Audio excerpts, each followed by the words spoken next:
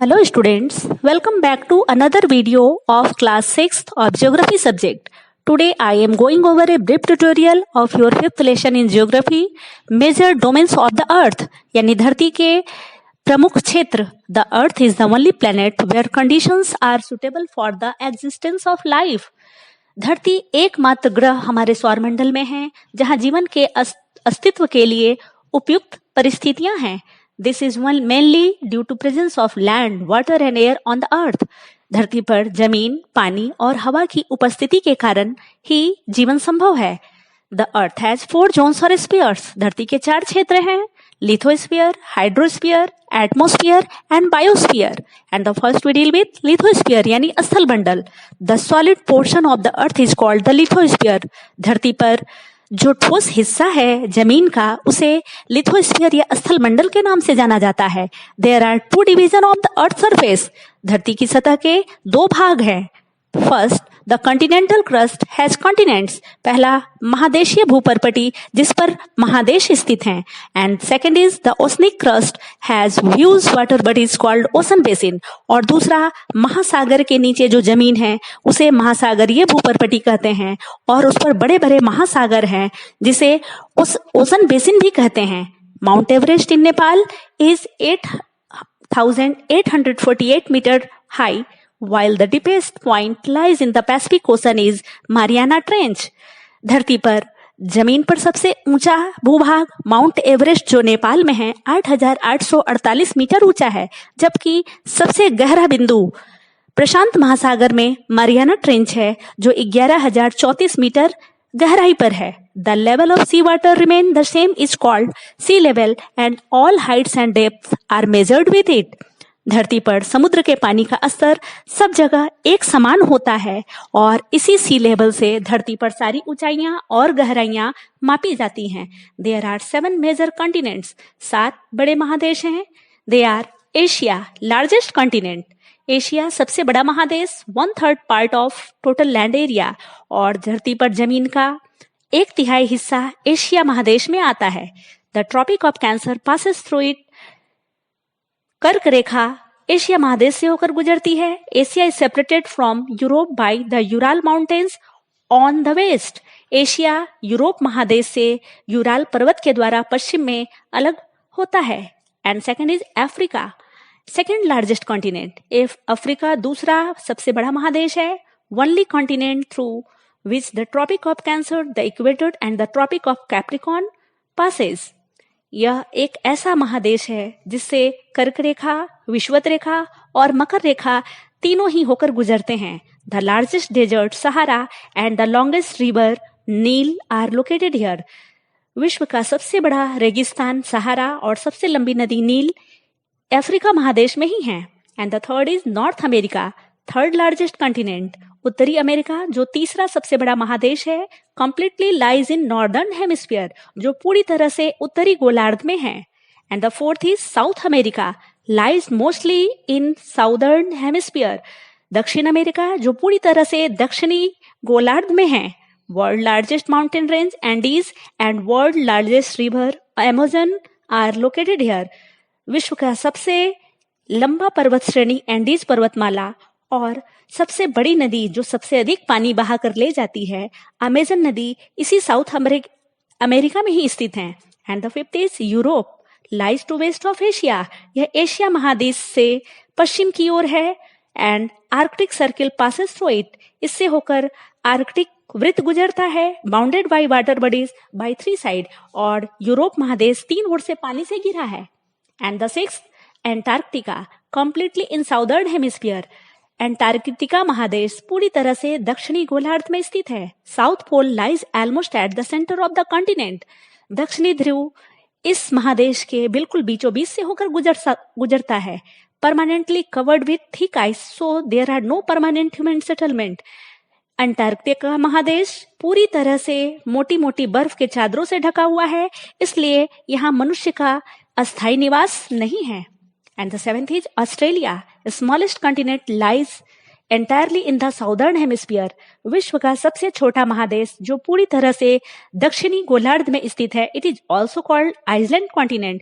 चूंकि यह चारों ओर से पानी से घिरा हुआ है, इसलिए इसे आइसलैंड कॉन्टिनेंट भी कहते हैं। एंड नेक्स्ट इज हाइड्रोस्फीयर यानी जलमंडल, the domain of water that covers 71% of the earth surface. धरती पर पानी का क्षेत्र जो धरती के 71% सतह को घेरे हुए है या 3/4 भाग को घेरे हुए है। So earth is looks blue from space and called blue planet. और धरती पर पानी की अधिकता के कारण अंतरिक्ष से धरती बिल्कुल नीली दिखाई पड़ती है, इसलिए धरती को नीला ग्रह भी कहते हैं। Hydrosphere consist of water in all its form. जलमंडल में पानी प्रत्येक रूपों में उपस्थित है, यह शामिल है including oceans, sea, rivers, lakes and glacier and underground water. पानी के वे क्षेत्र जिसमें महासागर, सागर, नदी, झील, बर्फ के ग्लेशियर, यहाँ तक कि भूमिगत जल भी आता है। More than 97% water found in oceans and it is too salty for humans. 97% से भी अधिक पानी महासागरों में है और यह इतना ज्यादा नमकीन है कि यह मनुष्य इसका सीधे तौर पर उपयोग नहीं कर सकता। Oceans are huge water bodies and they are all interconnected. महासागर पानी के वे बड़े बड़े क्षेत्र हैं जो आपस में एक दूसरे से जुड़े हुए हैं। द 5 मेजर ओशंस आर, 5 जो बड़े महासागर हैं वे हैं Pacific ocean, the largest ocean, प्रशांत महासागर सबसे बड़ा महासागर है। And the second is Atlantic ocean, second largest ocean, Atlantic महासागर जो दूसरा बड़ा महासागर है। इंडियन ओशन, हिंद महासागर नेम्ड आफ्टर इंडिया, एकमात्र महासागर जिसका नाम भारत देश के नाम पर रखा गया है। साउदर्न ओशन, दक्षिणी सागर महासागर एनसर्कल द एंटार्क्टिका, एंटार्क्टिका के चारों ओर जो महासागर है उसे साउदर्न ओशन के नाम से जाना जाता है। आर्कटिक ओशन, आर्कटिक महासागर located in and Arctic circle, यह आर्कटिक सर्किल में स्थित है। And surrounds the North Pole, और यह उत्तरी ध्रुव को चारों ओर से घेरता है। And the next is atmosphere यानी वायुमंडल। The envelope of air surrounds the earth like a blanket is atmosphere. हवा की वह परत जो धरती को चारों ओर से कंबल की तरह लपेटे है उसे वायुमंडल कहा जाता है। एक्सटेंडेड रफली अप टू 1600 किलोमीटर, और यह 1600 किलोमीटर की ऊंचाई तक फैला हुआ है। It provide us with the air we breathe and protect us from harmful effect of the sun rays. यह हमारा एटमॉस्फेयर हमें सांस लेने के लिए हवा देता है और सूर्य से आने वाली हानिकारक किरणों से हमारी रक्षा भी करता है।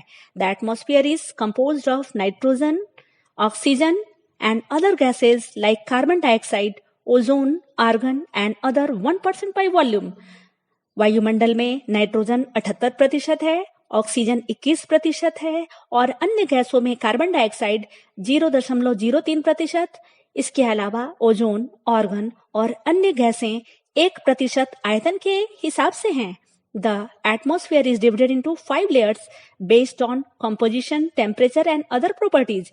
हमारा वायुमंडल 5 परतों में बटा हुआ है जो इसकी संरचना, तापमान और अन्य गुणों के आधार पर इसे बांटा गया है।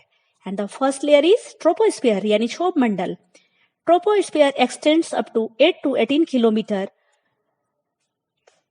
above the earth surface। Troposphere 8 से 18 किलोमीटर की ऊंचाई तक धरती की सतह के ऊपर फैला हुआ है। And the second stratosphere, stratosphere in समताप मंडल extended up to 50 kilometre from surface. यह धरती की सतह से 50 किलोमीटर की ऊंचाई तक फैला हुआ है। This layer has ozone gas layer protect us from harmful ultraviolet rays. Stratosphere में ही ओजोन गैस की एक परत होती है जो सूर्य से आने वाली हानिकारक अल्ट्रावायलेट रेज से हमारी रक्षा करती है। And the third layer is mesosphere extended up to 80 kilometre above stratosphere. Stratosphere से 80 किलोमीटर की ऊंचाई तक मेसोस्फीयर फैला हुआ है। Temperature decrease with height till -100 degree Celsius. Mesosphere में तापमान धीरे धीरे घटता है। जैसे जैसे हम मेसोस्फीयर की ऊपरी परतों की ओर बढ़ते हैं वहां तापमान बहुत ही कम -100 डिग्री तक पहुंच जाता है। And the fourth is thermosphere extended up to 80 kilometre to 500 kilometre. Thermosphere 80 kilometre से 500 किलोमीटर की ऊंचाई तक फैला हुआ है। This layer has ionosphere contain ions help in transmitting radio signals back to the earth. Thermosphere में आयनोस्फीयर की एक लेयर होती है जिसमें हवा आयंस के रूप में फैली होती है और ये आयंस धरती पर रेडियो सिग्नल को वापस भेजने में धरती पर मदद करती है. And the fifth is exosphere, outermost layer which has thin layer of air merged into outer space. Exosphere वायुमंडल की सभी परतों में सबसे पतली परत होती है और यह बाह्य अंतरिक्ष से जाकर मिल जाती है. The atmosphere exert pressure on the earth, हमारा वायुमंडल धरती पर अपना दबाव डालता है, हवा का दबाव डालता है. Air pressure changes due to height and temperature, और हवा का दबाव तापमान और ऊंचाई के अनुसार बदलता रहता है. The higher and warmer region have low pressure, ऊंचे और गर्म स्थानों में हमेशा लो प्रेशर निम्न दाब होता है. Air move from high pressure to low pressure, और हवा हमेशा उच्च दाब से निम्न दाब की ओर बहती है. And the next is biosphere यानी जैव मंडल. Biosphere is the narrow zone of contact between the land, water and air.